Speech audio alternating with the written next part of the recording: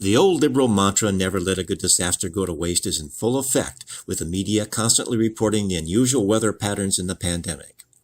Problems have existed from the beginning of time, with security, poverty, our health, all constant, along with death and taxes. There is a common denominator to all these problems.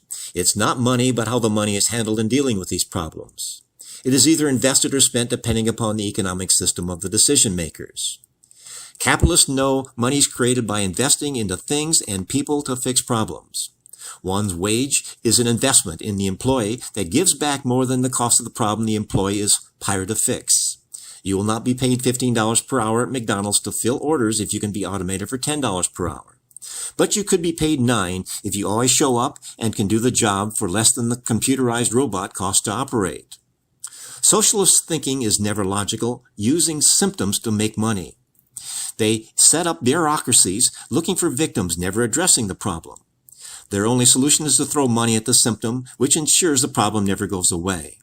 Socialism always fails because it is not sustainable, costing more than to operate than the goods it provides. Victims of socialism are bribed into living with their problems. Money always comes from those who are working in the capitalist system. This system always gives a false choice to the taxpayer by saying things will be much worse if we don't give the victims money so they don't riot, costing more than the price to pay them off. Socialist bureaucrats always have two problems: running out of people with money and knowing they will be out of a job if they solve the problem because they will run out of victims.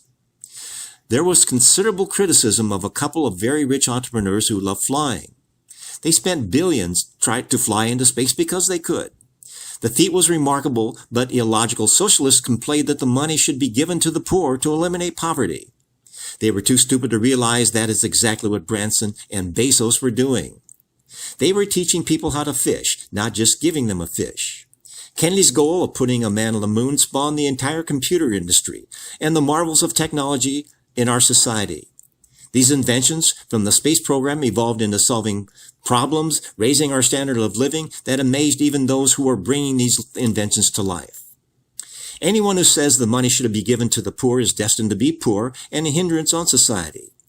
The truly sad part is the liberals who think this way fail to realize they have two problems that are unsustainable. This explains why they are never satisfied. Trillions was spent trying to eliminate poverty over the decades, only making poverty worse because all they know is how to steal fish from capitalists and give it to a socialist, never realizing their victims should learn how to fish. This is Keith Kuby wishing you the best in making the world a better place.